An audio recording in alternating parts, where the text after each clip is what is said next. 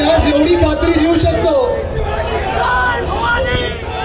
की जे झालं ते झालं, गद्दारी झाली ती झाली, पण पुन्हा एकदा इथे शिवसैनिकच जिंकून येणार आणि येणारच.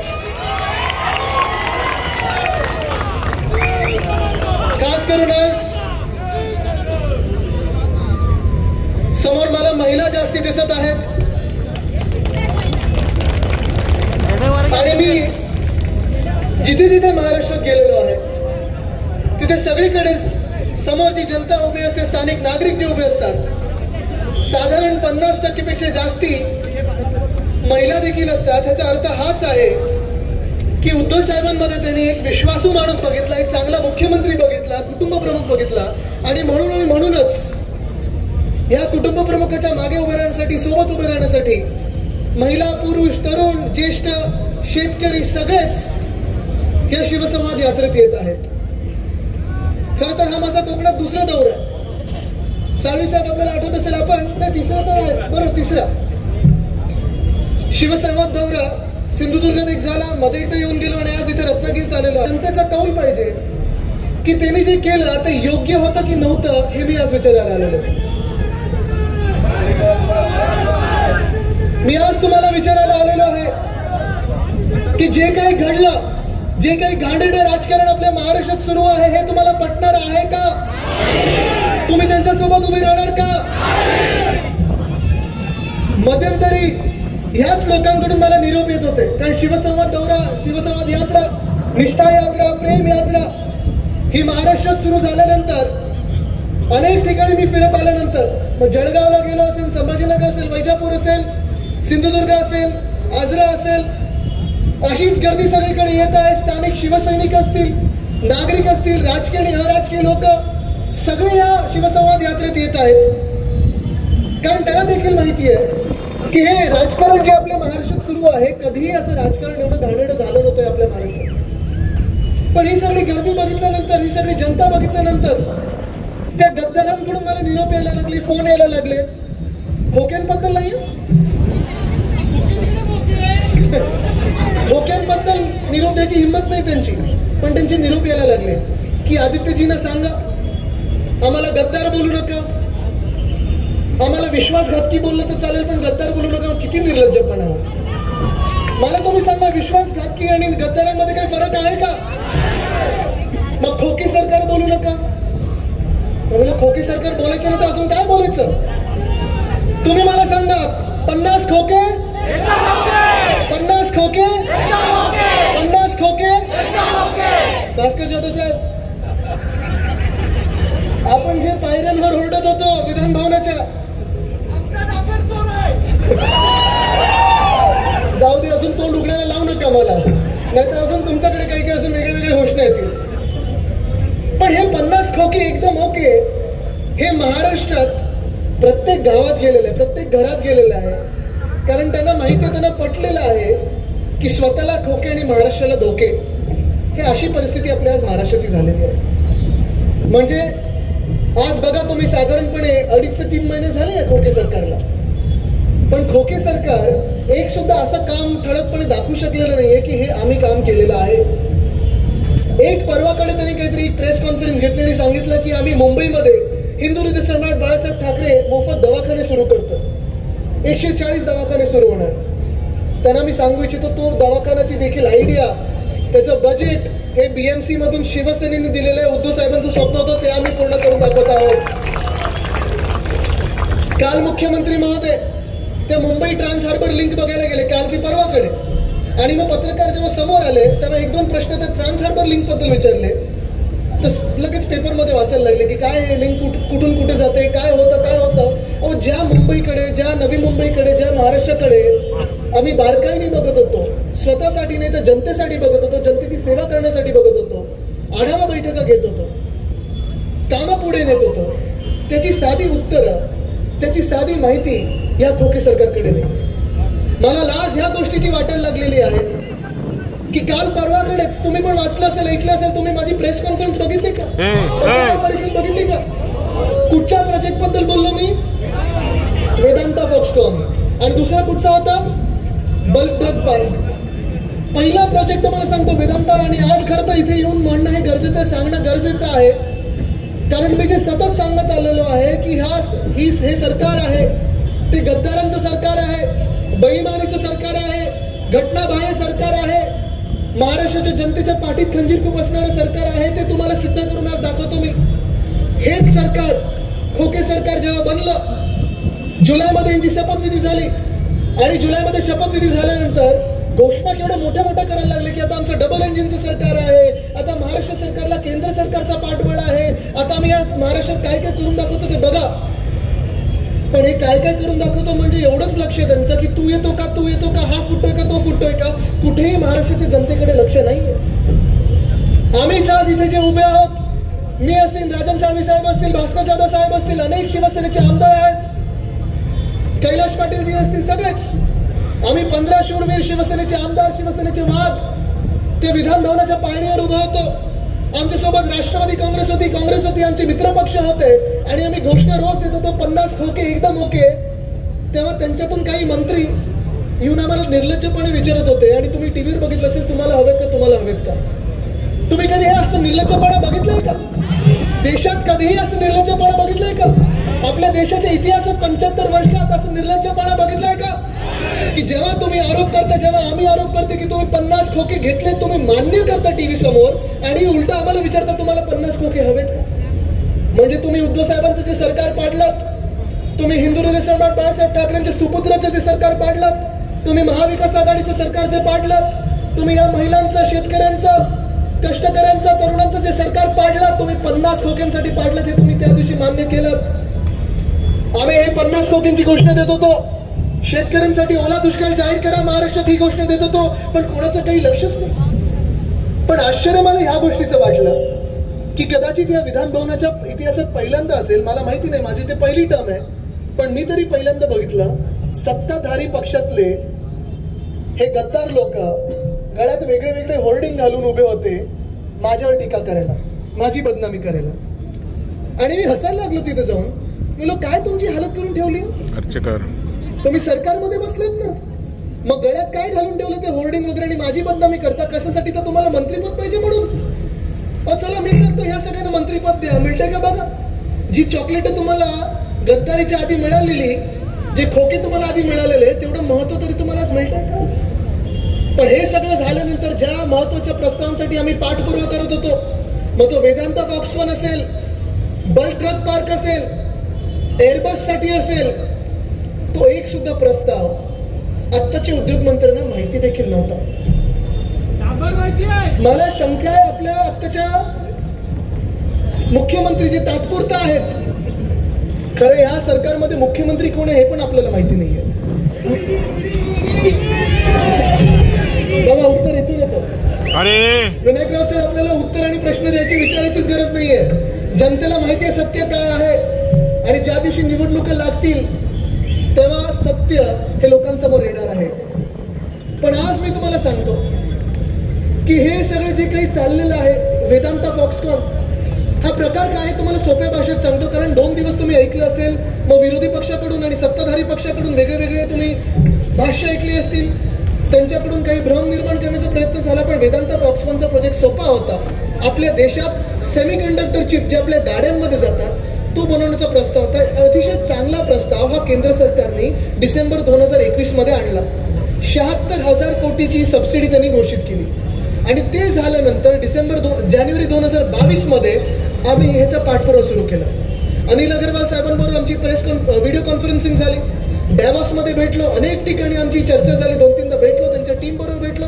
सगळा पाठपुरावा करून जून पर्यंत त्यांची जी टीम होती ते तळेगावमध्ये गेले, आणि तळेगावमध्ये त्यांनी एक जागा निवडली जिथे त्यांना वाटलं की इथे ही सेमीकंडक्टर चिपचा जो मोठा प्रोजेक्ट आहे तो येऊ शकतो.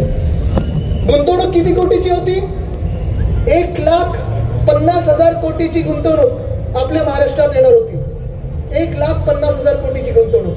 पण ही गुंतवणूक मी मोठी मानत नाही. गुंतवणूकपेक्षा जास्ती 1,00,000 रोजगार निर्माण होणार होते, 1,00,000 नोकऱ्या आपल्या महाराष्ट्रात निर्माण होणार होत्या. जेव्हा महाविकास आघाडीचं सरकार होतं, सुभाष देसाई साहेब उद्योग मंत्री होते, मी पर्यावरण मंत्री होतो, पर्यटन मंत्री होतो, उद्धव साहेब मुख्यमंत्री होते, अजित पवार साहेब उपमुख्यमंत्री महोदय होते. आम्ही सगळेच अनिल अग्रवाल साहेबांशी बोलत होतो, भेटत होतो. हा प्रस्ताव महाराष्ट्रात कसा येणार, माझ्या महाराष्ट्रातल्या तरुणांना 1,00,000 नोकऱ्या उपलब्ध कसं करून देणार, ह्याच्यावर आमचा पूर्णपणे फोकस असताना आतापर्यंत आम्ही याचा पाठपुरावा केला. आणि अक्षरशः जून पर्यंत आमच्या बैठका झाल्या. जून मध्ये भास्कर जाधव साहेब, सुभाष देसाई साहेब दिल्लीला गेले.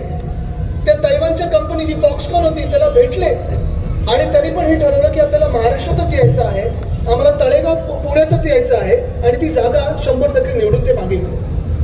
ह्याच्यानंतर सरकार आपलं पाडलं गेलं. 40 गद्दारांनी गद्दारी केली, सरकार पाडलं आणि सरकार पडल्यानंतर पाठपुरावा ज्या उद्योग खात्याने करायचा असतो तो कुठेतरी कमी पडला असेल तरी देखील आमचं MIDCचं जे खातं आहे ते मेहनत करत राहिलं. त्यांनी मेहनत सोडली नाही, चिकाटी सोडली नाही, जिद्द सोडली नाही. या 15 जुलैला HPCची बैठक झाली, सगळं ठरलं आणि ठरल्यानंतर हे गुंतवणूकदार जे होते ते निघून गेले गुजरातला. ह्याची आज मला लाज वाटते. म्हणजे ज्या महाराष्ट्रात ही गुंतवणूक 100% येणार होती, ज्या महाराष्ट्रात 1,00,000 रोजगार निर्माण होणार होते, 1,00,000 नोकऱ्या निर्माण होणार होत्या, तो महाराष्ट्रात येणारा प्रोजेक्ट आपल्याकडून निघून कसा जातो हे देखील आपल्याला कळत नाही. आणि ज्या मिनिटाला उद्योग मंत्र्यांना विचारलं, उद्योग मंत्री कोण आहेत, बरोबर, उद्योग मंत्री कोण आहेत, उद्योग मंत्री कोण आहेत, आणि त्यांनी गद्दारी नुसतं शिवसेनेशी नाही तर आज महाराष्ट्राशी केलेली आहे. कारण ज्या मिनिटाला प्रेसने त्यांना विचारलं की आज वेदांताचा प्रोजेक्ट इथून निघून गेलेला आहे, तुम्हाला काय वाटतं याच्याबद्दल, त्यांनी काय सांगावं, नाही मी थोडी माहिती घेऊन सांगतो, अजून याची पूर्ण माहिती माझ्याकडे आली नाही. हे असे उद्योगमंत्री होऊ शकतात का, तुम्ही सांगा मला. अहो जर मी 32 वर्षाचा तरुण आहे, सरकारमधून बाहेर पडल्यानंतर देखील तुम्हाला प्रत्येक गोष्ट त्या प्रोजेक्ट बद्दल सांगू शकतो, मग उद्योग मंत्री आताचे तुम्हाला सांगू नाही शकत. एवढी माहिती त्यांच्याकडे नसते की काय कुठून कुठे जातं. आपण जे जिंकायला पाहिजे होतं ते आपण हरतो कसं हे आपल्याला कळत नाही. मी परवाकडे देखील या पत्रकार परिषदेत बोललेलो होतो की बाजीगर मध्ये एक डायलॉग आहे, हार के जीतने वाले को बाजीगर कहते हैं. तसं आपल्या महाराष्ट्रात एक नवीन डायलॉग आलाय. कारण एक मोठे प्रोजेक्ट येतात आपल्याकडे आणि आपल्याकडे आल्यानंतर ते पळून कसे जातात, म्हणून जीत के हारने वाले को खोके सरकार कहते हैं. जीत के हारने वाले को खोके सरकार कहते हैं. ज्या 1,00,000 नोकऱ्या आपल्या राज्यात येणार होत्या त्या गेल्या कशा, जी 2.25 लाख कोटीची गुंतवणूक आपल्या राज्यात येणार होती ती गेली कशी. जो प्रोजेक्ट 100% आपल्या महाराष्ट्रात येणार होता, तळेगाव मध्ये येणार होता, आमच्या पुण्यामध्ये येणार होता, आमच्या इकडच्या महाराष्ट्रातल्या मुला मुलींना नोकऱ्या देणार होता, तो आपल्याकडून गेला कसा हेच कोणाला अजून माहिती नाही. उत्तरं तर देता आली नाहीये, पण आरोप आमच्यावर करतात की आमच्यामुळे तिथे पळाले. अहो जर आम्हाला तुम्ही सरकारमधून बाहेर काढलं असेल, तुम्ही आमच्यापेक्षा अजून चांगले असाल, सक्षम असाल, तर मग तुमचा हा प्रोजेक्ट हातातून गेला कसा. बरं हेच नाही तर दुसरा महत्वाचा प्रोजेक्ट आम्ही रायगड रोहामध्ये आणणार होतो, तो म्हणजे बल्क ड्रग पार्कचा. आपल्या महाराष्ट्रात इंजेक्शन वॅक्सिन बनवणाऱ्या कंपन्या सगळ्यात जास्ती आहेत, औषधं बनवणाऱ्या कंपन्या सगळ्यात जास्ती आहेत. तरी देखील केंद्र सरकारचा जो दुसरा महत्वाचा प्रस्ताव होता तो म्हणजे बल्क ड्रग पार्कचा. तिथे देखील 70 ते 80 हजार नोकऱ्या आपल्याला या महाराष्ट्रात उपलब्ध करून दिल्या असतात. कारण आज या महाराष्ट्र समोर हा प्रश्न महत्वाचा नाहीये की कोण कुठच्या पक्षात जातोय, हा प्रश्न महत्वाचा नाहीये की कोण कुठून कुठे उडी मारून जातोय, हा प्रश्न महत्वाचा नाहीये की कुठचा मंत्री काम करतो आणि कुठचा नाही. प्रश्न हा महत्वाचा आहे की कुठच्या तरुणांना तुम्ही किती नोकऱ्या दिल्या, बरोबर ना. कारण आपला ह्या महाराष्ट्रातला तरुण जसं 394 फार्मसी कॉलेजेस आहेत, तिथून डिग्र्या घेतो. काल इंजिनिअरिंग दिवस होता, वर्ल्ड इंजिनियर्स डे होता. सगळे आपण इंजिनियरना शुभेच्छा दिल्या, मुख्यमंत्री महोदयांनी पण शुभेच्छा दिल्या ट्विटरवरनं. पण शुभेच्छा देऊन तिथेच थांबलो आपण, कारण नोकऱ्या हातात नाहीच आपल्याला द्यायला. आज लाज वाटणारी गोष्ट हीच आहे की बल्क ड्रग पार्क जो महत्वाचा प्रस्ताव होता, केंद्र सरकारचा दुसरा चांगला प्रोजेक्ट, आणि मी केंद्र सरकारवर टीका बिलकुल करत नाहीये, कारण केंद्र सरकार हेच होतं मागच्या 7 वर्षात. पण गेल्या 2.5 वर्षात जेव्हा महाविकास आघाडीचं सरकार होतं, उद्धव ठाकरे साहेब मुख्यमंत्री होते आणि त्या केंद्र सरकारच्या अखत्यारीखाली आपण काम करत असताना या महाराष्ट्रात उद्धव साहेबांनी 6.5 लाख कोटी एवढी गुंतवणूक आणू शकलो. आपण हजारो रोजगार निर्माण केलेले आहेत. मग केंद्र सरकार वेगळं असताना, महाविकास आघाडी वेगळी काम करत असताना जर आपण गुंतवणूक आणू शकतो, मग हे डबल इंजिनचे सरकार जे आहे का एक इंजिन फेल झालं यांचं, एक इंजिन फेल झालं, झोपले असतील मला माहित नाही काय, पण यांना माहिती नाही की बल्क ड्रग पार्क पण यांच्या हातातून निसटून गेला. रेकॉर्ड आहे, 250 मंडळ त्यांनी फिरलेले आहेत, आता 450 मंडळ स्वतःचा वर्ल्ड बुक मध्ये रेकॉर्ड आणायचं आहे. घरा फिरायचं सगळीकडे. आता ह्या सगळ्या गोष्टीला थोडं राजकीय आता परत मी काहीतरी ऐकतो की उद्या परवापासून मी यात्रा काढली ही शिवसंवाद म्हणून, त्यांना पण आता यात्रा काढायची, कुठची तरी गर्जना यात्रा वगैरे त्यांना करायची. ठीक आहे, यात्रा काढा, काही यात्रेत माझा आक्षेप नाहीये. पण यात्रा काढत असताना तुम्ही महाराष्ट्राच्या शेतकऱ्यांना तुम्ही उत्तर देणं गरजेचं आहे की तुम्ही अजून ओला दुष्काळ का नाही जाहीर केला. महाराष्ट्राच्या शेतकऱ्यांना तुम्ही उत्तर देणं गरजेचं आहे की ज्या ज्या सवलती आम्ही महाविकास आघाडी सरकारमध्ये देत होतो, कर्जमुक्त करत होतो, तुम्ही अजून का नाही केलं. ज्या ज्या जिल्ह्यांमध्ये जाल तुम्ही तिकडच्या तरुणांना उत्तर देणं अपेक्षित आहे की जे नोकऱ्या आपण आणणार होतो, जो रोजगार आपण ह्या महाराष्ट्रात आणणार होतो, तो रोजगार तुम्ही का नाही आणू शकलात, हे तुम्ही उत्तर देणं गरजेचं आहे. डबल इंजिन मध्ये एक इंजिन फेल का झालंय हे तुम्ही उत्तर देणं गरजेचं आहे. पण आज हालत बघा या महाराष्ट्राची कशी आहे. आज उद्योग मंत्र्यांना माहिती नाही आहे आपल्या महाराष्ट्रात काय चाललेलं आहे, किती उद्योग आहे, किती उद्योग मागच्या सरकारने आणले आणि किती उद्योग ह्या सरकारच्या मुळे पळून गेलेले आहेत, हे या उद्योग मंत्र्यांना माहिती नाही आहे. दुसरे एक मंत्री आहेत संजय राठोड साहेब, त्यांच्यावर आरोप प्रत्यारोप खूप झाले, पण त्यानंतरही देखील आज त्यांनी शपथविधी झाल्यानंतर 3 महिने होऊन गेलेले आहेत, पण पदभार त्यांनी मंत्रिपदाचा घेतला नाहीये, त्यांचं काम सुरू केलेलं नाहीये.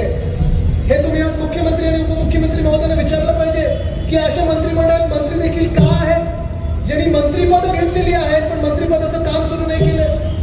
कृषी मंत्री कुठेतरी जाहीर करून आले की PM किसान योजनेसारखी आम्ही महाराष्ट्रात योजना आणू, मग ती योजना अजून का नाही आणली तुम्ही ते जसं दहीहंडीसाठी खोटं आश्वासन दिलं तसं खोटं आश्वासन होतं की खरं तुम्ही बोलताय हे तुम्ही सांगणं गरजेचं आहे. अनेक मंत्री असे आहेत ज्यांनी बंगले घेतलेले आहेत, पदं घेतलेली आहेत, पण ह्या महाराष्ट्रात असून पालकमंत्री जाहीर झालेले नाहीये. पालकमंत्री जाहीर झालेले नाहीये. इथे अनिल परब साहेब आहेत, याच रत्नागिरीचे ते पालकमंत्री होते, मी मुंबई सबबचा पालकमंत्री होतो. माझी समज अशी झालेली आहे की जिल्हा नियोजन समिती जी असते ती कुठच्याही मंत्रिपदापेक्षा जास्ती महत्वाची असते. त्या जिल्ह्यातले रस्ते असतील, त्या जिल्ह्यातली रोजगार निर्मिती असेल, त्या जिल्ह्यातलं अनेक गोष्टी जे असतात, पोलिसांना गाड्या देणं असेल, सगळं जे काही असतं त्याचं पालकमंत्री करत असतो. पण आज हे सरकार जे आहे, खोके सरकार जे आहे, ते स्वतःसाठी खोके आणि महाराष्ट्राला धोके एवढंच करून पुढे निघत आहे. आणि म्हणूनच मी तुम्हाला विचारायला आलेलो आहे की तुम्ही कोणासोबत उभे राहणार, शिवसेनेसोबत उभे राहणार की या खोके सरकारसोबत उभे राहणार, तुम्ही उद्धव साहेबांसोबत उभे राहणार की गद्दारांसोबत उभे राहणार. कारण ही गद्दारी जी झालेली आहे ही गद्दारी फक्त शिवसेनेसोबत झाली नाही, ही गद्दारी काही उद्धव साहेबांचं नुसतं पाठीत खंजीर खूप असलं नाही, ही गद्दारी नुसतं राजकीय गद्दारी नाही तर माणुसकीशी ही गद्दारी झालेली आहे. तुम्ही विचार करा ना, ही गद्दारी त्यांनी केली का नाही.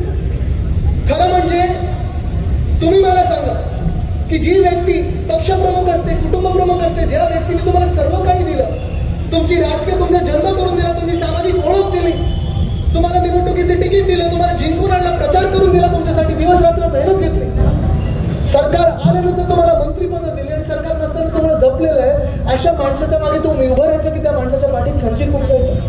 तुम्ही सांगा मला, पाठीत खंजीर खुपसायचं का, उभं राहायचं ना सोबत. मग आज मी तुम्हाला विचारायला आलेलो आहे की ज्या शिवसेनेनी, माझ्या वडिलांनी, पक्षप्रमुखांनी, त्यावेळेच्या मुख्यमंत्र्यांनी, कुटुंब प्रमुखांनी म्हणजेच उद्धवसाहेब ठाकरेंनी काय कमी यांना दिलं की यांनी आमच्यासोबत गद्दारी केली. तुम्ही मला सांगा, काय कमी दिलं का, काय नक्की आमचं चुकलं की यांनी अशी गद्दारी केली. यांच्यावर काहीतरी दडपण असू शकतात, मला माहिती नाही काही दडपण होती का, तुम्हाला माहिती आहे का, नाही ऐकून आलं मला काय होतं, असू शकतं दडपण. पण ही दडपण त्यांनी सांभाळायला पाहिजे होती, त्यांनी सांगायला पाहिजे होतं या समोरून या छातीवर वार करा. पण हे गद्दार आज जे सांगतात आम्ही बंड केला, आम्ही उठाव केला, हे बंड नाही, हे उठाव नाही, ही गद्दारी होती. तुम्ही डरपोक होता, तुमच्यावर दडपण होतात म्हणून तुम्ही पळून गेलात तिथे आणि तुम्ही छातीवर वार झेलण्यापेक्षा तुम्ही आमच्या पाठीवर वार करून निघून गेलात. और 40 वार अजून घेतलेले आहेत, अजून किती घ्यायला तयार आहेत. पण हिंमत होती ना तर समोरून यायला पाहिजे होतं, असं गद्दारांसारखं डरपोकांसारखं मागून यायला पाहिजे होतं. काय सांगतात हे आज की आमच्या बंडाची नोंद, उठावाची नोंद 33 देशांनी घेतली, अनेक वेगळ्या वेगळ्या पेपरमध्ये छापून आलं. हो, तुमच्या बंडाची नाही, तुमच्या गद्दारीची नोंद 33 देशांनी घेतलेली आणि महाराष्ट्राने चांगलीच नोंद घेतलेली आहे. जर हे बंडखोर असते, जर बंड करायचा असता, जर उठाव करायचा असता, जर या लोकांना क्रांती करायची असती तर हे जागच्या जागी उभे राहिले असते. उभे नाही राहिले, हे पळून गेले. कुठे गेले पळून? पहिल्या सुरतीला गेले, तिथून गुवाहाटीला जाऊन काय बघितलं? काय डोंगर, काय झाडी. मला काल परवाकडे सांगितलं कोणीतरी की आदित्य घाबरू नको, वेदांता फॉक्सकॉन तुमच्याकडेच परत येणार. मी कसं? त्याला अरे ते तुला कळत नाहीये, ते पहिले गुजरातला गेले, मग तिथून गुवाहाटीला जाणार, मग गोवात आणणार, मग महाराष्ट्रात येणार, डायरेक्ट कसे येणार ते? त्यांना पण लाज वाटायला पाहिजे. पण हेच आपल्या राज्यात जे झालेलं वातावरण ते एवढं गढूळ झालेलं आहे की गद्दारीला आपण बंड समजायला लागलेलो आहे, गद्दारीला आपण क्रांती समजायला लागलेलो आहे, डरपोकपणाला आपण क्रांतिक समजायला लागलेलो आहे. आणि आपण महाराष्ट्राची जनता म्हणून नाही तर हे 40 लोक जे आहेत ते समजायला लागलेले आणि निर्लज्जपणे सगळीकडे फिरायला लागलेले. पण आज एका ठिकाणी मला वाईट ह्या गोष्टीचं वाटतं की ज्या शिवसैनिक तुम्हाला सगळं काही दिलं, हलू नको, प्रेम दिला, विश्वास दिला, या शिवसैनिकांनी तुम्हाला डोक्यावर चढवलं, तुम्ही सगळ्यांनी त्यांच्यासाठी मेहनत केली होती की नव्हती केली? मतदान केलं होतं की नव्हतं केलं? प्रचार केला होता की नव्हतं केलं? जिंकल्यानंतर तुम्ही त्या विजय मिरवणुकीत नाचला होतं की नव्हतं? मग काय तुमची आणि आमची चूक झाली की ह्यांनी आपल्या पाठीत कंदील खुर्ची निघून गेली? मला कोणीतरी एकाने सांगितलं परवाकडे की आदित्य तुमची चूक हेच झाली की लायकीपेक्षा जास्ती तुम्ही त्यांना दिलं आणि गरजेपेक्षा त्यांना जास्ती दिलं, त्यांना अपचन झालं आणि हजमोला खायला आता ते पलीकडे गेलेले. ठीक आहे, आता ढेकर तुम्ही दिलेला आहे, आता तरी सत्य सांगा तुम्ही लोकांसमोर की का पलीकडे गेला? आणि तुम्हाला जर गद्दारी करायचीच होती ना तर मी हे देखील समजू शकतो की तुम्हाला पलीकडे जायचं होतं, त्याला मान्य तुम्हाला पलीकडे जायचं होतं, मान्य तुमच्यावर दडपण होती, तुमच्यावर जी काही दडपण असतील ती तुम्ही सांगितलं, मी त्यांची शब्द काही नाव घेतले, तुम्हाला माहिती जी काही दडपण असतील. पण एवढं तुम्हाला पलीकडे जायचं होतं तर थोडी तरी लाज दाखवायला पाहिजे होती, थोडी तरी हिंमत दाखवायला पाहिजे होती. आज देखील तुम्हाला सांगतो, तुम्हाला तिथे समोर जायचं, तिथे जा, आनंदी राहा. माझं तुमच्याबद्दल काही म्हणणं नाही, माझ्या मनात द्वेष नाही, राग नाही, काही नाही. पण जर तुम्हाला तिथे राहायचं असेल, या खोकी सरकारमध्ये तिथेच राहायचं असेल तर थोडी हिंमत दाखवा, आमदारकीचा राजीनामा द्या आणि निवडणुकीला सामोरे या. होऊन जाऊ दे इकडच्या महाराष्ट्रामध्ये 40 ते 40 मतदारसंघांवर आणि जनतेला कळून देऊ दे की या महाराष्ट्रात कोण खरं बोलतं आणि कोण खोटं बोलतं. कारण आपल्या देशात असूनही सत्यमेव जयतेला जास्ती आपण वजन देतो, सत्यामेव जयतेला नाही. चला, माझी अजून एक तयारी आहे. तुम्हाला वाटत असेल ना की 40 ते 40 नाही, 41 लोकांचा राजीनामा देऊ. चला, तुम्ही 40 लोकांचा राजीनामा द्या, मी पण राजीनामा देईन आणि निवडणुकीला सामोरे येईन.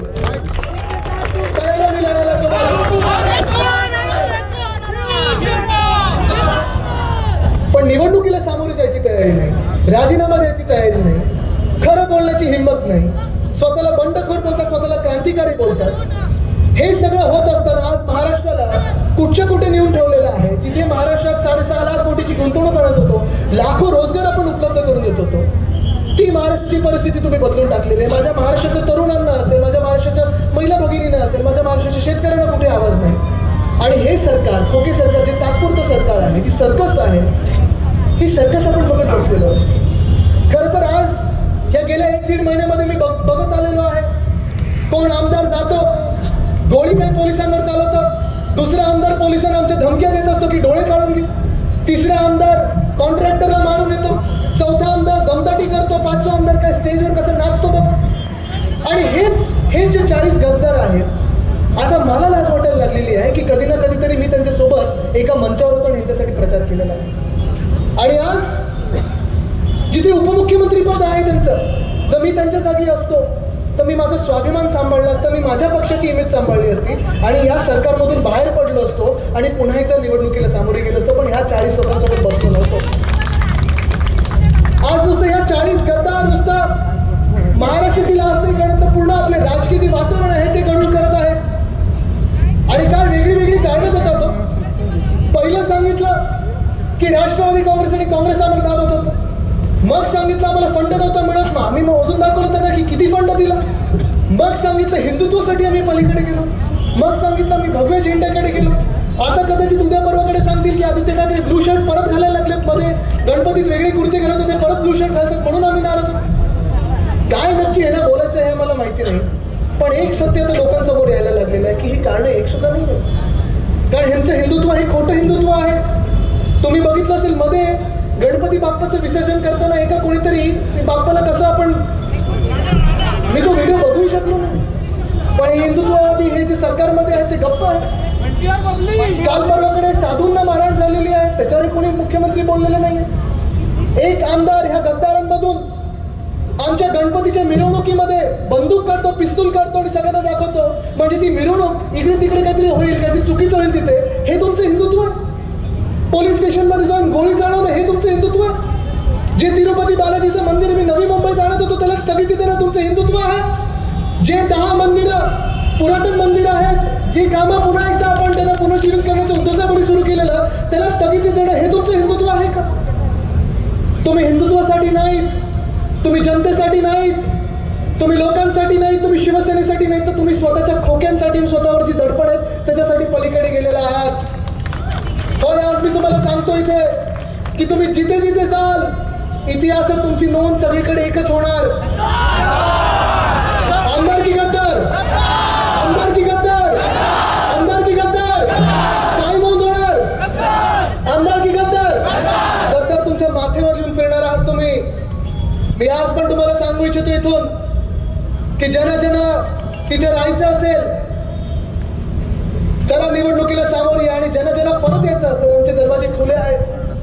पण कदाचित वाट आता एवढी वेगळी वाढत गेलेली आहे, अंतर एवढं वेगळं होत चाललेलं आहे की ते तुमचे जे कारनामे सुरू आहेत ह्या खोके सरकारमध्ये त्याची लाज आम्हाला पण आता वाटायला लागलेली आहे, जनतेला पण वाटायला लागलेली आहे. आम्ही सगळे निवडणुकीसाठी थांबलोत की नाही?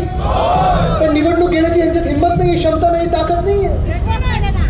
कारण जसे हे पळून गेले सुरतेला तसंच ह्यांना निवडणूक जेवढी ढकलायची तेवढी ढकलता येण्याचा प्रयत्न हे करत आहेत. वॉर्ड रचना असेल, महापालिकेची निवडणूक यांना घ्यायची नाहीये, जिल्हा परिषदेची निवडणूक यांना घ्यायची नाहीये, लोकसभेची यांना निवडणूक आता घ्यायची नाही, 12 खासदार जे गद्दार झाले तिथे निवडणूक घ्यायची नाहीये. आणि हे सगळं वातावरण आपण तरुण लोक किती बघत बसतो. आणि मग मी काही बोललं की सांगतात आदित्य ठाकरे यांचं वय काय आहे, 32 वर्षाचे, तरी असे बोलतात. होय, मी 32 वर्षाचा आहे, पण मी 32 वर्षाचा असताना जर तुम्हाला विचारलं की तुम्ही माझ्या शिवसेनेच्या पाठीत का खंजीर खुपसला, मी चुकीचं विचारतोय का? जर मी 32 वर्षाचा तरुण म्हणून तुम्हाला विचारलं की माझ्या वडिलांच्या पाठीत का खंजीर खुपसला, मी चुकीचं बोलतोय का? जर 32 वर्षाचा तरुण म्हणून मी विचारलं की माझ्या महाराष्ट्राची गद्दारी का केली, खोके सरकार तुम्ही का बनवलं, मी चुकीचं बोलतोय का?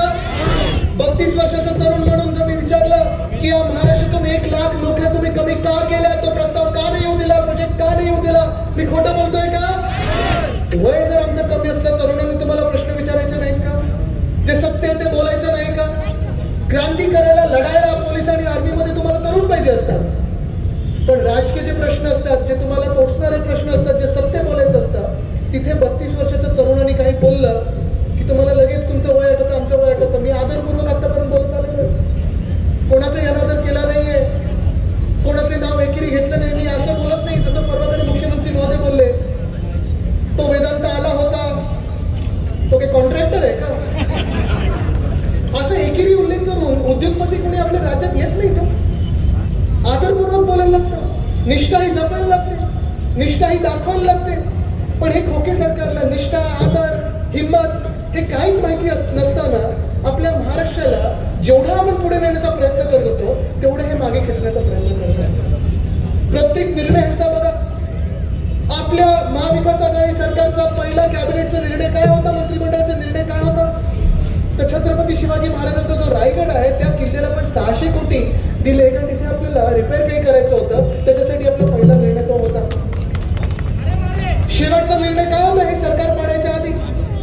औरंगाबादचं नाव आपण संभाजीनगर केलं, उस्मानाबादचं नाव आपण धाराशिव केलं. हे आपलं खरं हिंदुत्व आहे. पण यांच्या पोटात एवढ्यासाठी दुखलं कारण हे सगळं आपण करत असताना कुठेही जाती दंगल झाली नाही, कुठेही समाजामध्ये वाद निर्माण झाले नाही, धर्मांमध्ये भांडणं झाली नाही. प्रत्येकाला वाटत होतं उद्धव साहेब हा माझा माणूस आहे, माझा मुख्यमंत्री, बरोबर ना? प्रत्येकाला वाटत होतं.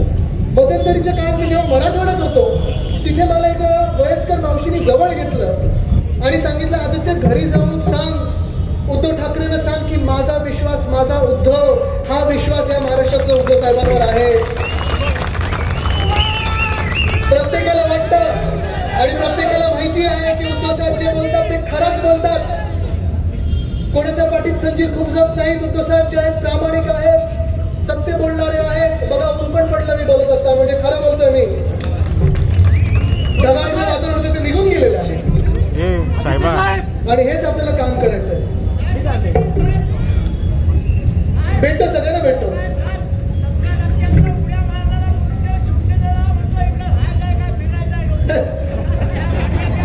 जाऊ तर त्याला मी उत्तर नाही देणार, त्याला जनता उत्तर देणार आहे. पण ही जी वृत्ती आहे हे तुम्ही आज समजून घेणं गरजेचं आहे. मी आज जास्ती वेळ घेणार नाही. मला वाटतं आज चिपळूणला पुढे जायचं आहे, खेडमध्ये जायचं आहे. पण आज मी तुम्हाला एकच सांगायला आलेलो आहे की हे जे काही राजकारण चालू आहे हे मला तरी पटणारं नाहीये. मी जेव्हा 2010 मध्ये ह्या राजकारणात येत होतो तेव्हा मला अनेक लोकांनी सांगितलं होतं, अनेक ज्येष्ठांनी मला सांगितलं की आदित्य तुम्ही राजकारण घेऊ नका, आदित्य तू राजकारण घेऊ नकोस, तुझे वडील उद्धव ठाकरे आणि तू या राजकारणासाठी फिट नाहीये. म्हणून का आम्ही का नक्की राजकारणात बसत नाही. ते बोलले नाही आदित्य तुम्ही दोघं खूप चांगली लोक आहात, प्रामाणिक लोक आहात, तुम्ही खोटं बोलू नाही शकत, तुम्ही ढोंग करू नाही शकत, तुम्ही नाटक करू नाही शकत, तुम्ही या राजकारणात बसू नाही शकत. बरोबर आहे ताई, गाणं राजकारण आम्हाला जमत नाही आणि ही चूक झाली कदाचित आमची. या गेल्या 2.5 वर्षात इथे अनिल परब साहेब बसलेले, विनायकराव साहेब बसले, राजन साळवी साहेब बसले, भास्कर जाधव साहेब बसले, अनेक शिवसैनिक स्टेजवर बसले. तो तुम्हाला सांगतील की गेल्या 2.5 वर्षात जेव्हा सरकार होतं आपलं तेव्हा कुठेही आम्ही काडी मात्र राजकारण पण केलं नाही. आमच्या आमदारांवर लक्ष ठेवलं नाही, विरोधी पक्षाच्या आमदारांना सतवलं नाही, कोणाला पोलीस मागे लावलं नाहीत, कोणाच्या तडीपाऱ्या काढल्या नाहीत, कोणाच्या मागे काही लावलं नाही. आम्ही जे करत राहिलो ते लोकांची सेवा करत राहिलो, लोकांचं काम करत राहिलो, शेतकऱ्यांचा आवाज ऐकत राहिलो, महिलांचा आवाज ऐकत राहिलो, त्यांची सगळ्यांची मदत करत राहिलो, तरुणांसाठी रोजगार कसा आणू ह्याचा विचार करत राहिलो. हेच सगळं करत असताना कदाचित ही गद्दारी जी होत होती ती आमच्या लक्षात आली नाही. आणि गद्दारी पण बघा कशी झाली, तुम्ही वृत्ती समजून घ्या. ही काही गद्दारी साधी सुधी नाही जे मी सांगत होतो ना, की फक्त काही शिवसेनेसोबत किंवा उद्धव साहेबांसोबत नाही तर माणुसकीशी गद्दारी झालेली आहे. ह्या मागच्या नोव्हेंबर-डिसेंबर मध्ये जेव्हा दिवाळीचा काळ होता, जेव्हा दिवाळीसाठी आमदार खासदार सगळे घरी येऊन गेलेले, सगळ्यांची शुभेच्छा भेट झाली, सदिच्छा भेट झाली, सगळे वर्षावर जेवून गेले, त्यानंतर उद्धव साहेबांचं ऑपरेशन ठरलं होतं. तुम्हाला माहिती आहे सगळं ऑपरेशन ठरलं, मणक्याचं ऑपरेशन ठरलं. मी तेव्हा स्कॉटलंडमध्ये होतो, जागतिक पर्यावरणाची परिषद होती. मी त्यांना विचारलं उद्धव साहेबांना की उद्धव साहेब मी जाऊ की नको, कारण तुमचं मणक्याचं ऑपरेशन आहे. त्यांनी सांगितलं आदित्य जरी मी तुझा वडील नसलो, तू माझा मुलगा असला तरी मी ह्या राज्याचा मुख्यमंत्री आणि तू ह्या राज्याचा मंत्री आहेस, तू महाराष्ट्रासाठी चाललेला, तुला जाणं गरजेचं, तू तिथे जा आणि महाराष्ट्राचा आवाज बुलंद कर. आणि मी तिथे स्कॉटलंडला गेलो तर तेव्हा तिथे ऑपरेशन झालं होतं साहेबांचं. आणि पहिले ऑपरेशन नंतर लगेचच 2-3 दिवसामध्ये दुसरं ऑपरेशन झालं. ज्यांचं ऑपरेशन झालेलं आहे त्यांना माहिती आहे की ऑपरेशन थिएटरमध्ये जाणं एक किती मनावर दडपण असतं, आपल्या मनावर वेगळं प्रेशर असतं, भीतीदायक वातावरण असतं. आपण साधं दाताच्या डॉक्टरकडे गेलो किंवा कोविडची लस जरी घ्यायला गेलो ना तरी मनात भीती असते की दुखणार की नाही. पण उद्धव साहेबांचं दुसरं ऑपरेशन झालं आणि दुसरं ऑपरेशन झाल्यानंतरच उद्धव साहेबांची जास्ती हालचाल होऊ शकत नव्हती, कारण दुसरं ऑपरेशन थोडं कठीण ऑपरेशन होतं. मला लगेच परत यायला लागलं. मी दावत पडत तिथून स्कॉटलंडमधून आलो आणि बघितलं, आल्या मी जे काही बघितलं हे दृश्य एकदम विचित्र होतं, दुःखदायक होतं. मी बघत होतो की उद्धव साहेब या राज्याचे मुख्यमंत्री म्हणून काम करत होते. दिवसात 3, 4, 5 तास जेवढी काही त्यांची ताकद जमायची ते काम करत होते. तेव्हा कोविडचा काळ वाढत होता, कोविडचे रुग्ण वाढत होते. तेव्हा आपले कलेक्टर असतील, SP असतील, कमिशनर असतील, म्युन्सिपल कमिशनर असतील, आमदार असतील, खासदार असतील, जे व्हॉट्सअप करत होते, फोन करत होते, त्यांच्याशी बोलत होते, संवाद साधत होते. कोविडमधून महाराष्ट्राला जपायचं कसं, बाहेर लगेच काढायचं कसं, रुग्ण कमी कसे करायचे ह्याच्यावर विचार सुरू होता. पण उद्धव साहेबांची हालचाल तेवढी होत नव्हती. ते जास्ती त्या बेडमधून हलू शकत नव्हते. 3 महिने उद्धव साहेब भेटू शकले नाहीत. कोविड बबलमध्ये होते त्यांनी देखील व्हिडिओ कॉन्फरन्सिंगच्या मार्फत मंत्रिमंडळाच्या बैठका होत होत्या, अनेक वेगवेगळ्या बैठका होत होत्या. मी देखील जेव्हा उद्धव साहेबांना भेटायला जायचो, बाहेर पडल्यानंतर परत एकदा हॉस्पिटलमध्ये जायचो, तेव्हा 6 कोविड टेस्ट दिवस परत करून जायचो की कुठे आपल्यासोबत कोविड शिकायला नको हॉस्पिटलमध्ये.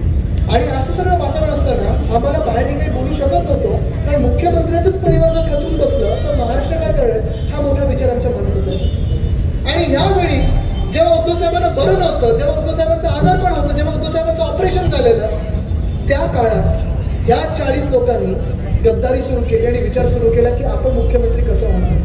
हे राजकारण तुम्हाला पटणार आहे? ही माणुसकी तुम्हाला पटणारी आहे? ही वृत्ती तुम्हाला पटणारी आहे? तुम्ही कधी असं तुमच्या आई वडिलांसोबत करा?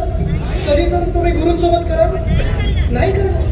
कारण ज्या मिनिटाला आपल्या गुरुचं असेल, आपल्या आई वडिलांचं असेल, पक्षप्रमुखाचं असेल, वाईट काळ सुरू असतो, त्यावेळेला तुम्ही त्यांच्या सोबत उभे राहणं की त्यांच्या पाठीत खंजीर खूप असणार. या 40 निर्लज्ज गद्दारांनी त्यांच्या जे नेते आहेत त्यांनी दुसऱ्या पक्षाबरोबर बोलणी सुरू केली की आम्ही एवढे फोडतो तेवढे फोडतो, एवढे खोके आम्हाला द्या, आम्ही त्यांना एवढे खोके देतो, पण आम्ही उद्धव साहेबांना त्या मुख्यमंत्री पदावरनं पायउतार करतो कारण त्यांचा आता वाईट काळ सुरू आहे, त्या हॉस्पिटलमधून बाहेर नाही पडू शकतो.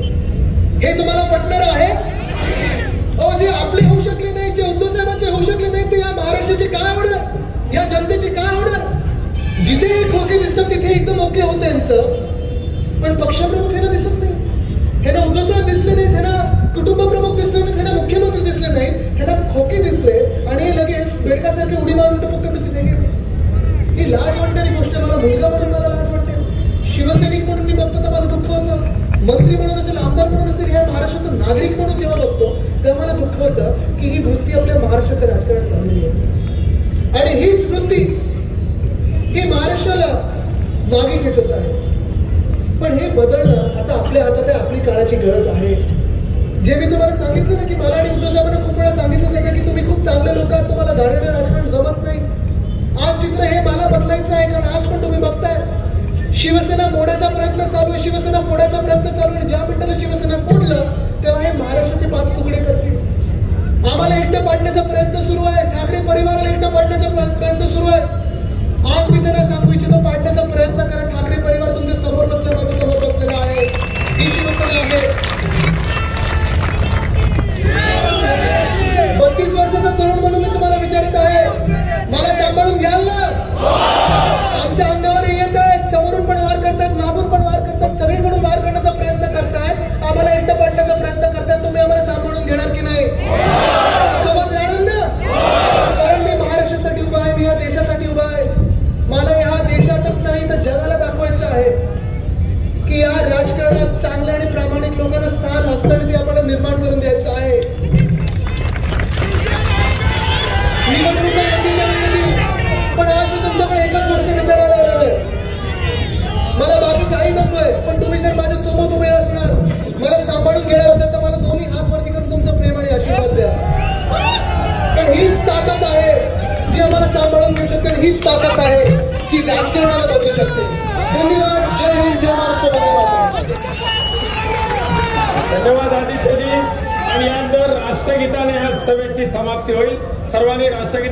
जनशक्तीचा बुलंद आवाज म्हणजेच रत्नागिरी खबरदार.